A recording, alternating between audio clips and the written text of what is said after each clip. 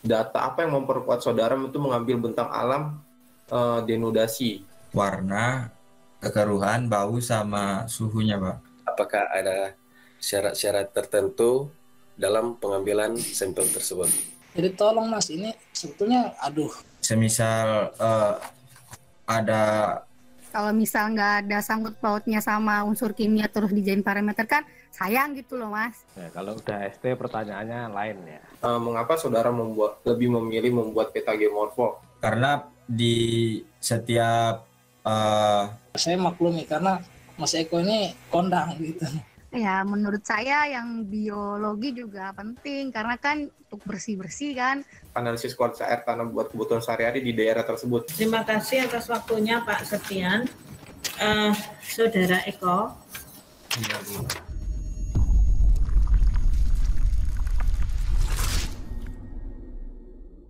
Tadi saya mendengarkan dari beberapa pertanyaan, memang ada yang pertanyaan saya sudah dijawab atau ditanyakan oleh teman saudara. Cuman tadi kan ada yang bertanya kenapa nggak buat peta geologi gitu ya. Sebenarnya peta geologi juga penting.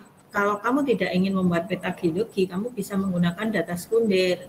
Jadi data sekunder nggak usah buat, yang tinggal copy paste aja. Tapi itu penting karena ini di sini saudara membahas di dalam peta geomorfologi itu yang di subsatuan geomorfik itu apa sih dasarnya, dia apa, kan satuan batuan bukan litologi gitu ya. Kalau kita bicara litologi itu hanya di peta LP, tetapi satuan batuan gitu ya. Jadi sebaiknya memang harus ada gitu ya.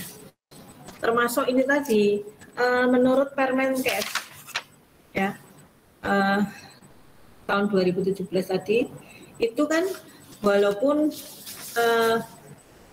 untuk air, kalau untuk air bersih itu persyaratan biologi masih dipakai gitu loh, karena di situ ada tertulis maksimal 50 gitu kan, itu tetap harusnya juga ada, apalagi tempatmu itu kan cuma 2 gitu ya. Kalau alasannya memang oh ya ini, kalau untuk air bersih itu memang masih harus, jadi untuk air minum itu memang harus 0, tapi kalau untuk air bersih sebaiknya itu. Nah, terus kemudian saya menyoroti ke peta dulu ya, peta dulu.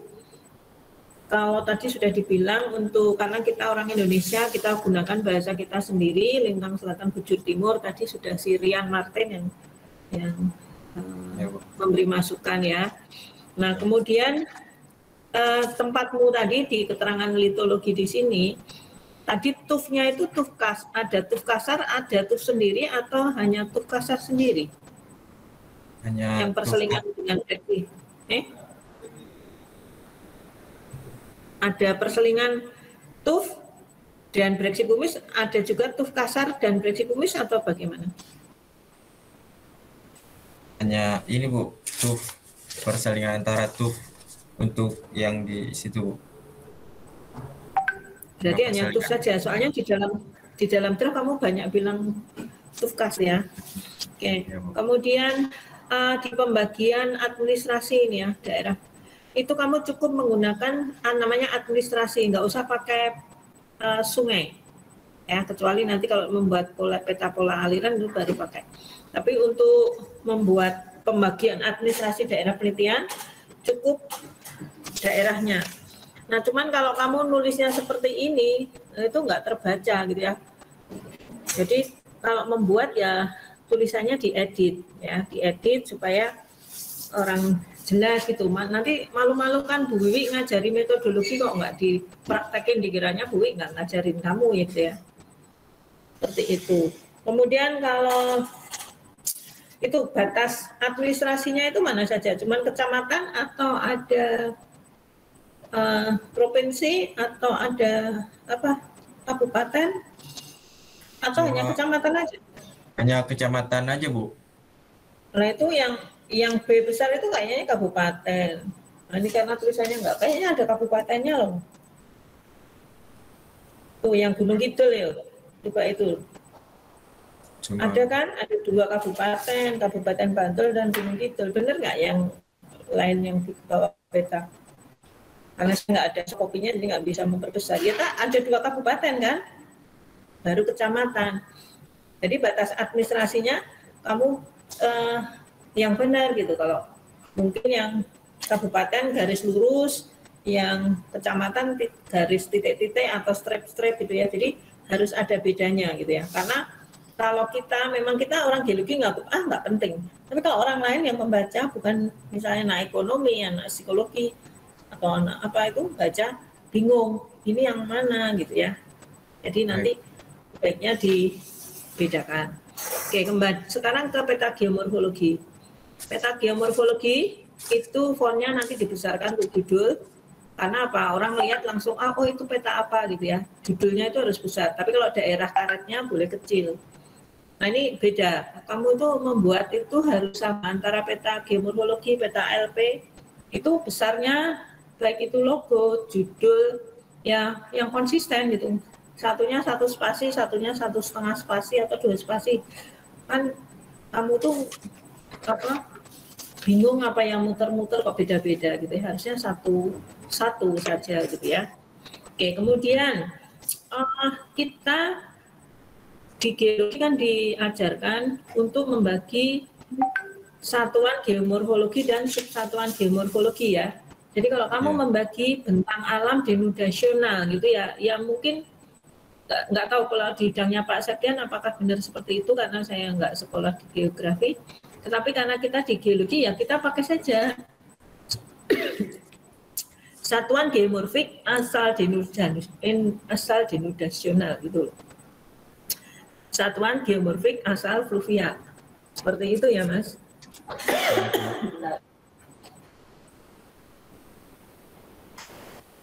Kemudian warna yang F2 sama-sama asal fluvial, kenapa satunya biru, satunya ungu? Di peta itu loh, yang F2 kenapa ungu gitu ya? Kan nggak boleh beda warna, harus satu warna. Nah nanti birunya itu dibikin yang biru muda dan biru tua gitu ya. Karena itu kelihatan kalau di petanya seperti memang oke biru, tapi kalau di keterangan itu langsung kelihatan kalau dia warnanya beda ungu gitu ya. Jadi nanti tolong birunya biru muda, yang biru muda sekali kayak draftmu itu kan sampulnya jadi biru muda seperti itu, satunya baru yang seperti F1 ini gitu ya. Iya, Bu. Oke, kemudian di dalam garis kontur itu kamu di petamu ada A dan B, tapi keterangannya cuma garis kontur. Nah, nanti garis kontur dengan nilai kontur mungkin nggak perlu itu ya. Itu bisa jadi satu sama-sama kontur gitu ya. Yang A itu apa, yang B apa, kok cuma garis kontur saja. Ini karena apa ya tadi? Karena copy paste. Nah, kemudian di halaman ini kembali lagi masalah geomorfologi. Halaman 31 ya, 1 ya. Atau 32. Saudara kan membagi satuan geomorfologi. Tapi harus kembali lagi kita satuan geomorfologi. Nah, halaman 31 ini ya, kalau saudara menguraikan, saya di dalam mengajarkan mata kuliah metodologi, itu jangan langsung berdasarkan data geomorfologi yang didapatkan di daerah penelitian subsatuan geomorfik, yaitu bentang alam nasional, langsung muncul foto, nggak boleh. Kamu cerita dulu dengan kata-kata tulisan, baru nanti muncul foto, itu pun ditulis, misalnya keterangan kata-kata dalam kurung gambar 38, tulisan lagi terus dalam kurung gambar 39 gitu. Terus ini misalnya gambar 39, foto perbukitan terkikis yuk ngopo gitu loh. Ini kalau saya mau ke sana di LP berapa, daerah mana, itu kan harus ditulis. Kemudian kalau kamu membuat gambar 38 itu kecil, ya kan? Gambar 39 kenapa gede gitu ya? Kita buat standar kan di panduan 9 kan sudah dijelaskan. Kita ukuran gambar kita kalau itu dari foto itu 9 kali 6. Ya. Jadi untuk menguraikan data geomorfologi dituliskan dulu. Eh, data geomorfologi di daerah penelitian dibagi menjadi 2 satuan geomorfologi, yaitu satuan geomorfologi asal fluvial dan satuan geomorfologi asal denudasional gitu. Kemudian satuan geomorfologi asal fluvial masih dibagi lagi menjadi 2, yaitu subsatuan geodan yang F2. Nah, ini saya tanya, apakah benar ada subsatuan geomorfik dasar sungai? Apa yang kamu maksud dengan dasar sungai? Jadi bawahnya sungai, jadi kalau sungainya dikeringkan gitu terus bawahnya itu atau gimana? Maksudnya dasar sungai itu yang kayak apa? Dasar sungai itu memang yang kayak kelihatan dasar sungainya, Bu. Yang kelihatan dasar sungainya memang kelihatan. Dasar sungai ada Sungainya enggak. Itu di gambar yang halaman 32 gambar B itu nggak kelihatan dasar sungainya, yang kelihatan airnya aja. Ini Kamu ya, dapat dari mana itu dasar sungai? ini Dapat dari mana? klasifikasi Verstappen? Klasifikasinya siapa? klasifikasinya para step kan sih, Bu? Nggak ada dasar sungai, yang ada tubuh sungai. Nanti liatin saya ya, yang dasar sungai Verstappen ya. Ya nggak? Iya, Bu. Iya, Supaya orang itu kalau ngomong harus bisa bertanggung jawab gitu ya. Bu. Oke, kemudian jadi bukan dasar sungai. Terus kalau kamu ini cerita gitu ya, kamu di halaman 32 menguraikan itu enak banget tuh kamu. Tentang alam fluvial, garis miring dataran aluvial S1 dan tentang alam fluvial atau dasar sungai. Langsung apa? Penjelasannya jadi satu, yang nggak boleh toh Mas. Harus F ya toh. Iya, Bu. Satuan geomorfologi asal fluvial dibagi menjadi tadi 2. Terus kamu jelaskan F1-nya itu dulu bagaimana fotonya, penjelasannya. Kemudian setelah itu ditutup baru ke F2 sama uraiannya, kata-kata dulu, deskripsinya dulu baru foto. Jangan langsung gurung diam dari satu nyebut mulai dari satuan geomorfik sampai 2 subsatuan geomorfiknya jadi 1 gitu ya. Iya, Nggak boleh itu. Kemudian oke, itu ya. Sekarang ini halaman 30 sudah. Sekarang ke daftar pustaka atau lampiran dulu. Itu kamu di halaman 57 bilang ada lampiran. Lampirannya mana? Ada, Bu. Ada nggak lampirannya? Ada, Bu, lampirannya di belakang. Mana tempat saya nggak ada itu. Halaman 57 selesai. Terus kosong. Ya, kamu harus cek dulu kalau mau dikasih ke dosen. Dicek apakah ada atau tidak. Ini punya saya nggak ada, kosong. Jadi lampiran terus habis itu udah. Barusan kuliah metodologi kan? Iya, Bu. Baru lulus kan? Iya, Tahu Bu. gitu kamu nilaimu tak kurangin, nggak tak lulusin gitu ya. Karena nulis daftar pustaka yang diajarkan Bu Wiwi aja kamu keliru. Contohnya ini, coba kamu buka halaman 47. Ya kan? Itu Badan Informasi Geospasial 2017. Ya, itu nama apa itu? Nama buku, nama proseding, nama jurnal, atau nama apa? Untuk jurnal sih, Bu. Mana tulisannya nggak ada. Kamu diajarin nggak cara nulis jurnal dan cara nulis buku? Diajarin, Bu. Diajarin. Nah sekarang itu asdak. Asdak itu buku atau jurnal? Jurnal, Bu. Jurnal. Mbok jangan ngawur atau kamu tuh asdak. Asdak jurnal. Jurnal apa? Oh ya, buku, Bu, buku. Nah, buku. Kalau buku yang ditulis yang miring yang mana? Yang Penerbitnya, kota penerbit, namanya, atau judulnya?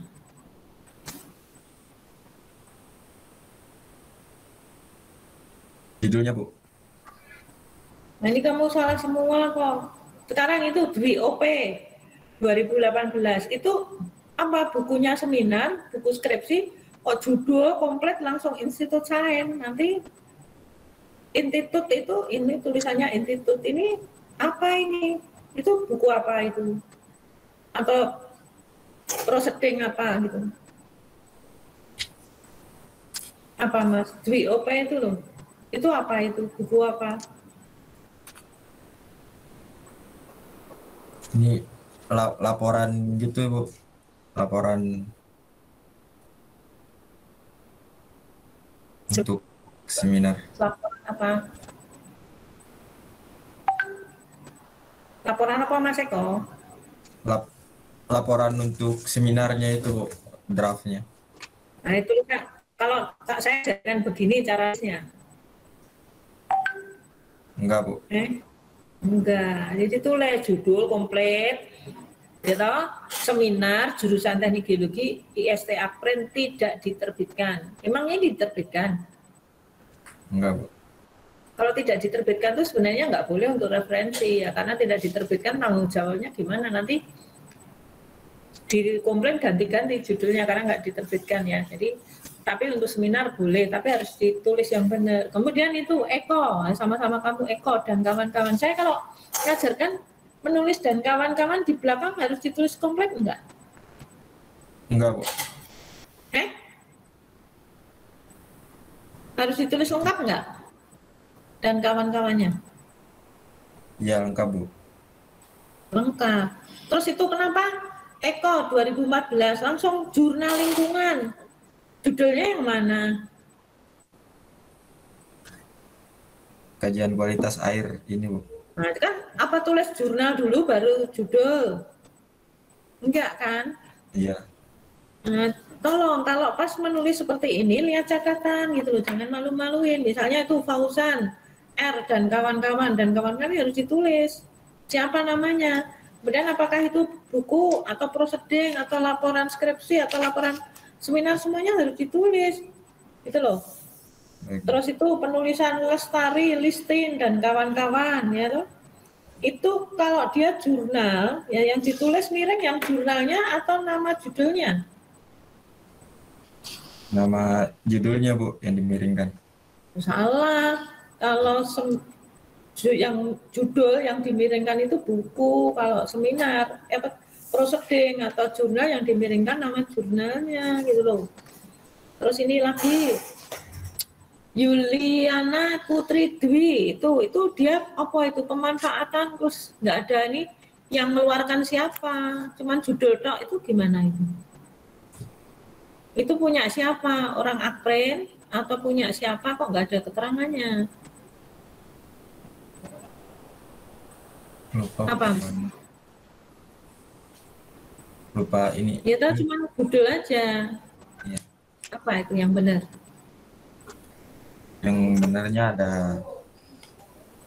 ada penerbitnya dan Ayo, ini buku atau laporan? ini dari jurnal sih Bu. Nah, dari jurnal kan hanya ngambil satu kan, nulisnya juga nggak seperti itu gitu loh.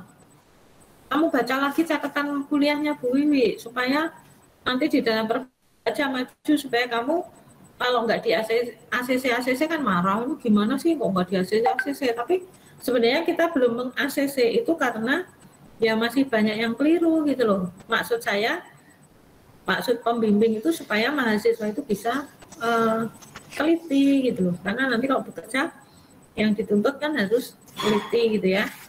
Iya Bu. Oke, jadi sebenarnya ini juga masih banyak, tapi mungkin karena waktunya terbatas, jadi saya serahkan ke Pak Septian, nanti langsung aja Eko ke sini, nanti saya liatin mana yang harus diperbaiki. Itu ya. Atur nuwun Pak Septian, terima kasih atas waktunya. Assalamualaikum warahmatullahi wabarakatuh. Waalaikumsalam warahmatullahi wabarakatuh. Terima kasih Bu Wiwi sudah membahas seminarnya Eko. Ya, jadi memang masih banyak terutama di tata tulis, apalagi Bu Wiwi paham betul tentang itu. Jadi banyak kena sasaran tembak di sini tadi ya, terutama format gitu ya. Memang saya sudah pesan ke Eko, saya tidak akan terlalu melihat itu gitu. Itu menjadi tanggung jawab pribadi supaya mau belajar, mau ngelihat pedoman minimal itu. Ternyata memang banyak kebobolan kalau bahasanya si Kelvin tadi. Itu Mas Eko ya. Iya Pak. Kamu tolong lebih cermat lagi gitu loh, lebih cermat merumuskan persoalan penelitiannya, data apa yang dibutuhkan, kemudian pertimbangan untuk menggunakan klasifikasi itu juga penting, karena nanti itu tentunya akan berdampak ke belakang, ya, berdampak ke belakang untuk hal-hal yang tadi bisa menjadi jawaban, bisa menjadi bahan diskusi, cocok atau tidak gitu ya, itu penting di situ. Iya Pak. Kemudian ya tata tulis memang wajib dipatuhi, karena kalau misalnya memasukkan draft ke jurnal kemana tidak sesuai format langsung ditolak meskipun isinya bagus. Yang dilihat pertama biasanya dengan sistem adalah formatnya nggak sesuai langsung ditolak gitu. Jadi karena ini masih latihan dan meriksanya juga manual, ya ada pembelajaran dikit-dikit lah.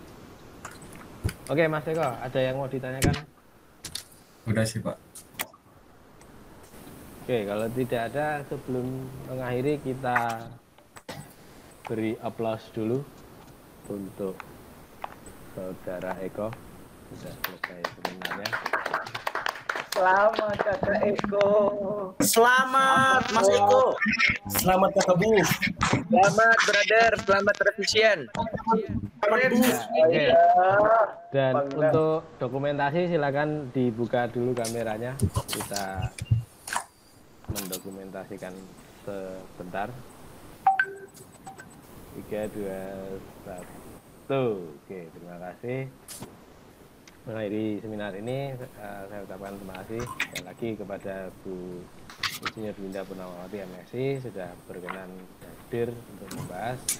Kemudian mahasiswa pembahas 1, 2, not tulis, dan juga rekan-rekan yang lain yang sudah berpartisipasi di forum ini, terima kasih. Sebelum kita akhiri, sebaiknya kita berdoa untuk mensyukuri apa yang sudah didapat didiskusikan pada pagi hari ini. Berdoa saya persilakan.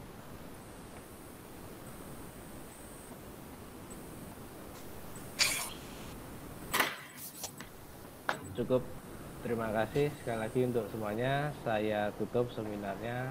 Selamat pagi semuanya. Assalamualaikum warahmatullahi wabarakatuh. Waalaikumsalam warahmatullahi wabarakatuh, Pak. Terima kasih, Pak. Terima kasih Pak. Selamat buat Eko ya. Selamat, Pak.